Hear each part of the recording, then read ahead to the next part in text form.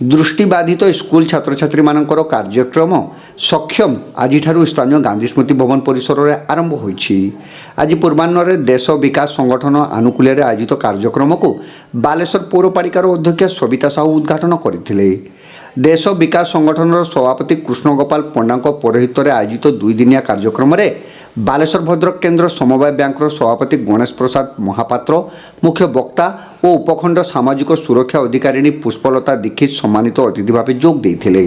पारंपरिक उत्सव ठारू भिन्न भावे बारी हो पड़ुथिबा एही कार्यक्रम दृष्टिबाधित छात्र छात्री मानक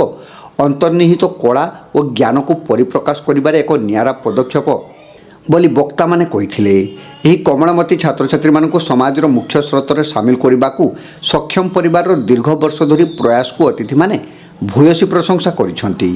सक्षम कार्यक्रम अध्यक्ष संजीव गिरी, देश विकास संपादक तथा आईनजीवी आशीष घोष, वेलफेयर संगठन संपादक दिवाकर सोह, समाजसेवी गोपाल कृष्ण कर, रवींद्र महाकुड़, अरुण कुमार पंडा, संजीव साहू, अजय सामल, मरुत राउत, स्मारक दास, मृत्युंजय राउत, गौरव दास, गौरहरी मल्लिक, मनोज बारिक, संबित विश्वाल, लक्ष्मीकांत स्वाई, आशीष पट्टनायक, सत्य शतपथी, निरंजन महांती, सौरभ अग्रवाल, दिलीप जेना प्रमुख सक्षम परिवार कर्मकर्ता उपस्थित रही कार्यक्रम को सफल कराइथिले। एही अवसर में दृष्टिबाधित छात्र छात्री मानक मध्यरे चेस एवं अन्य क्रीड़ा प्रतियोगिता अनुष्ठित होइथिला। सक्षम कार्यक्रम आपण मानक पई आगु एही भली दिव्यांग पिलांक पई कार्यक्रम आगु सक्षम आहुरी सक्षम हेई जाऊ। सेमानकु दिव्यांग न कही सेमानकु तांकर उत्साह बढ़ाइबा तांकु मुख्य स्रोत रे शामिल करिबा एही कार्यक्रम ए दृष्टिहीन रानीपाटना दृष्टिहीन विद्यालय विभिन्न कार्यक्रम मैं देखी पिला माने बहुत बढ़िया तबला बाजती गीत गाती बहुत सुंदर कार्यक्रम करती से माने आगे बहुत भल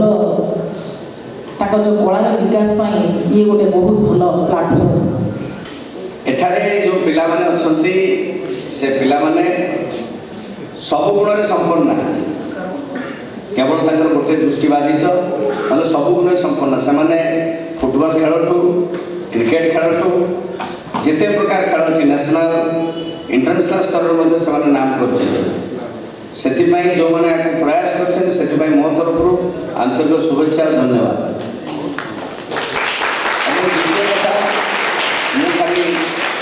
गोटे कथा कहबी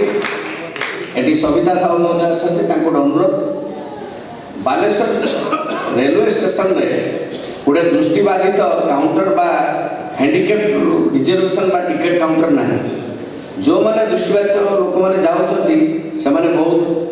असुविधा सम्मुखीन होती से रिजर्वेशन करने तो दूर कथा टिकट काटे बहुत असुविधा स्वतंत्र काउंटर हो से अनुरोध कर गोटे चिठी लिखे कारण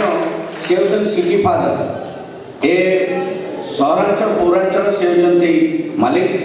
से गोटे रेलवे अथॉरिटी की चिठी लिखे जे एठारे भिन्नक्षम एवं दृष्टिबाधित पिला लोक गोटे काउंटर हो।